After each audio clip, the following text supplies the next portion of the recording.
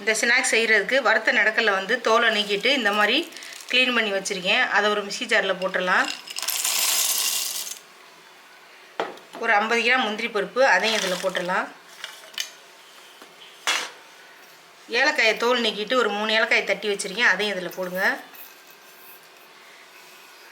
போட்டு இதில் ஜீனி வந்து 150 கிராம் இருக்கும். அதையும் இதில் சேர்த்துடலாம். இப்போ இது எல்லாமே சேர்த்து நம்ம மிக்சியில் நல்லா நைஸாக பவுடரை அரைச்சிக்கணும். இப்போ இந்த மாதிரி அரைச்சதை வந்து ஒரு பாத்திரத்தில் போட்டுக்கலாம்.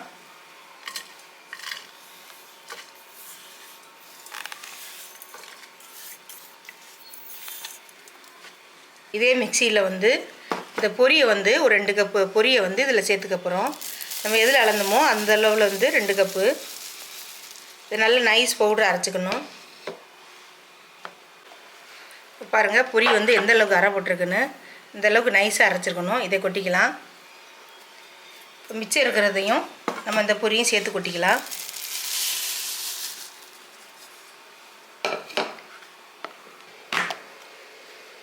பாருங்கள் இந்த பொரியுமே நம்ம அரைச்சிட்டு வந்துட்டோம். இதை கொட்டிக்கலாம்.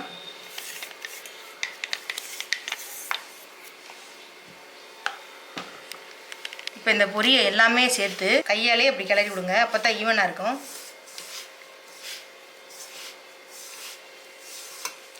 இப்போ இதை வந்து பாதியை வந்து பிரிச்சுருவோம். அப்படி பிரிச்சுட்டு தனியாக எடுத்துடலாம்.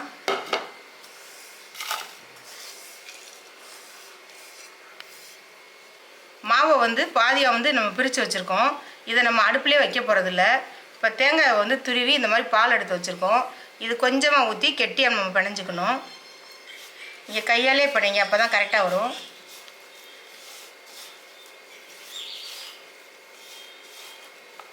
இங்கே பாருங்கள் இந்த அளவுக்கு வந்து மாவு வந்து பிணைஞ்சி வச்சுக்கணும். இதை தனியாக வச்சிடலாம். ஃபஸ்ட்டு இந்த பாதி மாவில் வந்து நம்ம பீட்ரூட்டை வந்து ஜூஸ் எடுத்து வச்சுருக்கோம். இப்போ அதை ஊற்றி நம்ம பிணைஞ்சிக்கலாம். கொஞ்சமாக ஊற்றுங்க பார்த்து. நம்ம கலர் எதுவும் சேர்க்க போகிறதில்ல. இந்த மாதிரி வந்து ஒரு பாலித்தீன் கவர் எடுத்துங்க. இல்லைன்னா வாழை இலை அந்த மாதிரி எடுத்துங்க. இதை ஃபோல்டு பண்ணிடலாம். அப்படி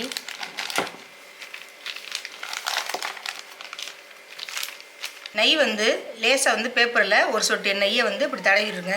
இந்த மாவை வந்து பாதி மாவு எடுத்துங்க.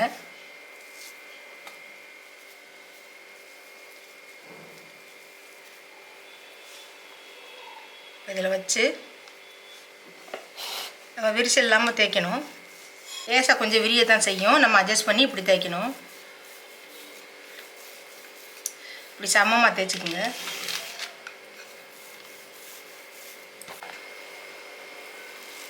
அடுத்து வந்து இந்த மாவை வந்து இந்த அளவுக்கு எடுத்துங்க. எடுத்து இதிலே வச்சு நம்ம இப்படி தேய்ச்சிக்கணும்.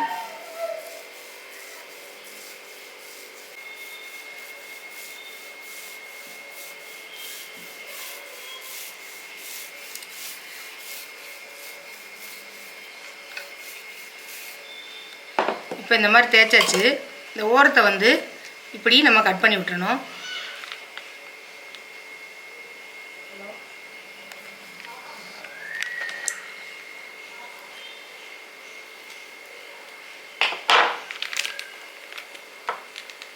இந்த கத்தியை வச்சு நம்ம வந்து இந்த மாதிரி கட் பண்ணிக்கலாம்.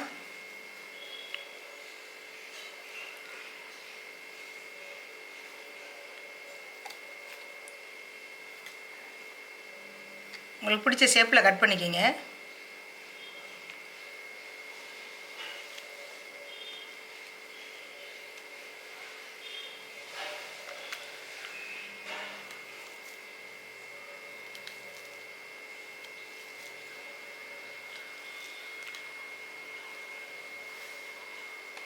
பாருங்கள் எவ்வளோ அழகாக இருக்குன்னு. இந்த மாதிரி நீங்கள் கட் பண்ணி வச்சுக்கலாம்.